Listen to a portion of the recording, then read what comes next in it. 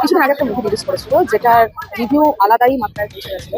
সেই মুভিটারই second part release হয়েছে। তো সেটার জন্য আপাতত লাইনে দাঁড়িয়ে আছি। শো টাইম এখনো টাইম আছে, আপনারা দেখতেই পাচ্ছেন লাইনটা পুরো রাস্তা অনেক নিচেই। লাইনটা এখান থেকে এইভাবে এসছে, তো ওইভাবে রাস্তায় ঘুরেছে, ঘুরে এইভাবে এসছে, দিয়ে আবার এখান থেকে লাইনটা ঠিক পেছনে এতটা আছে। আমি স্টারে এতদিন মুভি দেখছি, এরকম এক্সপিরিয়েন্স কোনোদিন হয়নি এতটা লাইন দিয়ে। কিছুটা লাইন দিয়েছি, বাট এটা একদম এক্সেপশন আছে।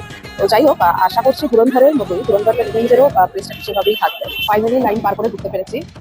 এবার সিটে বসি, বাকি তো মুভি বলবে দেখি হলের ভেতরে কি কন্ডিশন।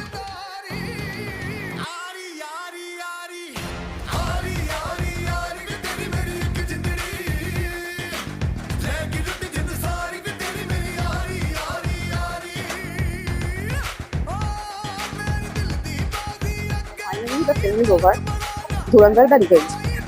এই সিনেমাটা স্পয়লার দেওয়া উচিত, কিন্তু আমি দেবো না, দিলে খুব পাপ হয়ে যাবে। এটা প্রত্যেককে হলে এসে দেখার একটা cinema. There are so many twists in this movie.